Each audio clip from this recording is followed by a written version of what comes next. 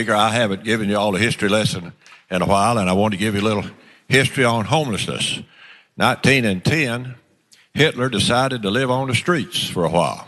So for 2 years, Hitler lived on the streets and practiced his oratory and his body language and how to connect with masses, and then went on to lead a life that got him in the history books. So a lot of these people, it's not a dead end. They can come out of these homeless camps and have a productive life, or in Hitler's case, a very unproductive life. I support this bill. Thank you. If you're trying to figure out what the hell kind of bill Tennessee State Senator Frank Nicely could have potentially been talking about there when he evoked Hitler and his homelessness and his rags to riches to genocide story.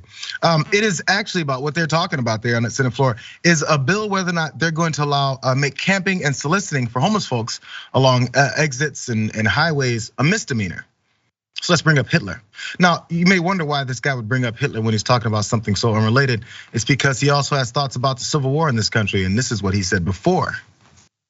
My grandson one time asked me, said, "Poppy, did the South really lose the war between the states?" I said, "Well, son, it's too early to tell."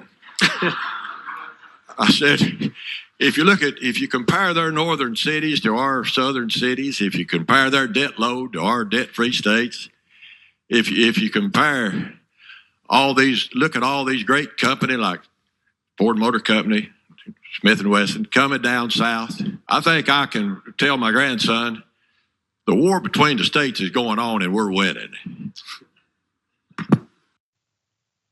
If nothing is more explicit there, is he's talking about telling his grandson, I'm passing along the bigotry and the hatred and the division that's always been in this country, but why are they always bringing up race? Now, the Civil War, as he's pointed out, apparently isn't done because of companies and things like that. But either way it goes, it's make sure he tells his grandson, hey, there's a division here and we're the better side of it. So keeping that in mind, there was a few people that did have some pushback on these talks about Hitler and his homelessness and how he pulled himself up by his bootstraps. Representative Gloria Johnson, she posted this.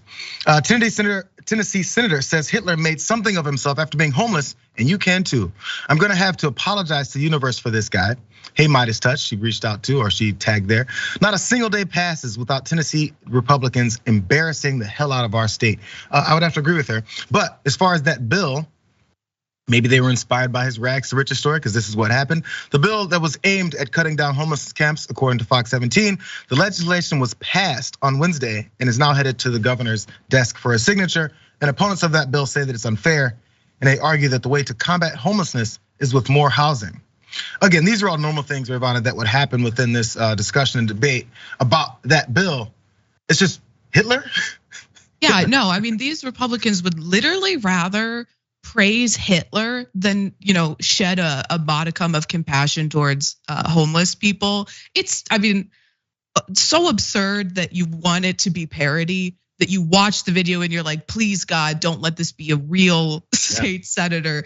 But that's sort of just the world we're living in now, where, yeah, no, that's a real state senator praising Hitler while, showing his support for a bill that would harm homeless people. And of course, the way to combat homelessness, as was you just said, is not to, fine them, make it more illegal. It's already illegal to be homeless. It's to provide housing. It's to be compassionate. You need a compassionate response, because a lot of homeless people who are camping don't have the money to pay the misdemeanor fines.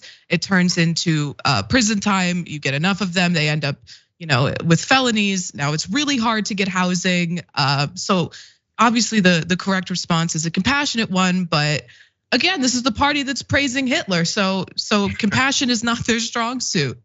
Punishment is the approach for all these types of things. Now, think about it. Again, he had a whole speech prepared. He had a planned event of how he's gonna push this.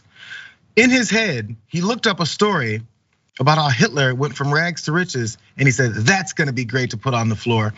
Now, without thinking about how this response could have come from that, maybe he thought it would be supportive, maybe he thought people would be swayed by it, or he just wanted to get his name out there. I'm not sure what it was, but this is where we've reached this point now.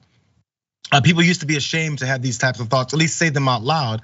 And it's happening more and more and more, because this is clout behind this. We've exposed this underbelly of rabid racism that many of us already knew was still happening in the country. But now it's just gone on a mainstream level, and you might get reelected for it. So evoke Hitler now. We've gotten to that point. It used to be people would use Hitler to disparage their political opponents, and many times it'd be crazy. But now we're embracing him if you want to win. So that's where we are in America. Good job, you guys.